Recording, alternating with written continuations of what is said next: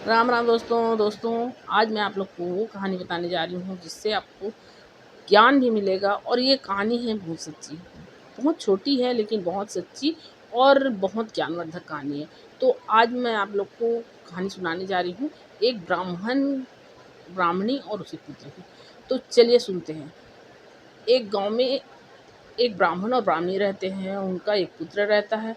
और वो ब्राह्मण ब्राह्मणी और पुत्र वो तीनों उस नगर में, ब्राह्मण जो है वो कथा पूजा करके और उस गांव में दान दक्षिणा जो मिलता है उसी से अपना जीविका चलाते हैं। इसी तरह वो बच्चा बड़ा हो जाता है और वो बच्चा जो ब्राह्मण पुत्र रहता है वो अपने माता पिता का बात बहुत मानता है। जो माता पिता कहते हैं वो उनकी आज्ञा का पालन करता है। ऐसा करते करते वो ब्राह्मण पुत्र भी बड़ा हो जाता है और वो भी उसी गांव में पूजा पाठ कराने लगता है और वो अपना जीविका चलाने लगता है। एक बार क्या होता है कि उस ब्राह्मण पुत्र को दूसरे गांव जाना रहता है किसी काम से। तो वो ब्राह्मण पुत्र अपनी माता से कहता है, माँ मुझे दूसरे गांव जाना है।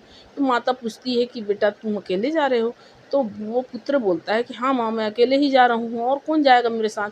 तो माता बोलती है बेटा किसी को ले लेते साथ में। तो वो ब्राह्मण पुत्र कहता है कि माता किसको लेके जाऊंगा, मुझे अकेले ही जाना पड़ेगा। अब माँ जो है वो बहुत चिंतित होती है कि मेरा पुत्र अकेले जाएगा, ये अकेले जाना तो अच्छी बात नहीं है। ऐसा सोच विचार करते रहती है। इधर ब्राह्मण पुत्र तैयार होते रहता है, अपना झोला झंडी जो पूजा पाठ का है उसको तैयार करता है और खुद तैयार होने लगता है। इतने में वो ब्राह्मणी जो है वो बाहर निकलती है तो वो उसको एक केकड़ा दिख जाता है। अब वो ब्राह्मणी जो है वो उस केकड़े को उठाती है और अपने पुत्र के झोली में डाल देती है। अब वो पुत्र जो है वो माता पिता को प्रणाम करता है और दूसरे नगर को जाने के लिए निकल पड़ता है। अब पहले क्या था कि कहीं भी जाने आने के लिए पद यात्रा ही करना पड़ता था, तो वो पैदल पैदल चलते रहता है। चलते चलते थोड़ा थक सा जाता है तो एक जगह आराम करने के लिए बैठता है तो उसको वहाँ मतलब नींद आने लगती है तो वो लेट जाता है।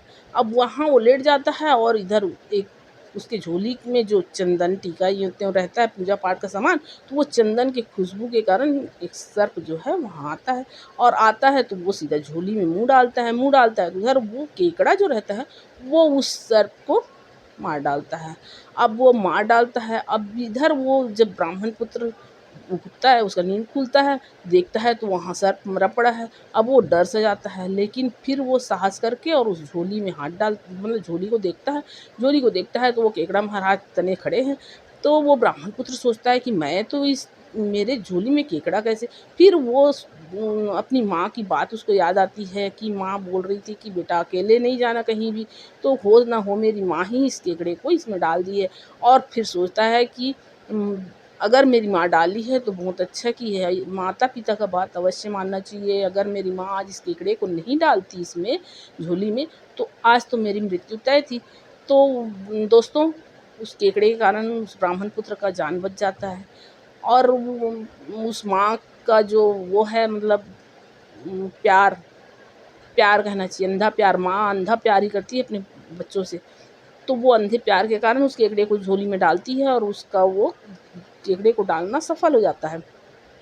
तो हमको इस कहानी से ये सीख मिलता है कि माता पिता का बात मानना कोई गुनाह नहीं है। माता पिता का बात मानने से दो फायदा, दोनों को फ़ायदा है। पहला तो माँ बाप को फ़ायदा ये है कि उनको बहुत खुशी मिलती है अगर उनके बच्चे उनका बात सुनते हैं, मानते हैं और उनका आदर करते हैं।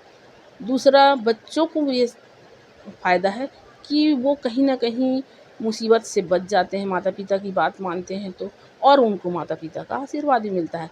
तो देखो दोस्तों, ये मतलब माता पिता का बात मानना हर तरह से लाभदायक ही है। तो आप लोग को ये कहानी कैसी लगी कमेंट में ज़रूर बताइए। राम राम दोस्तों।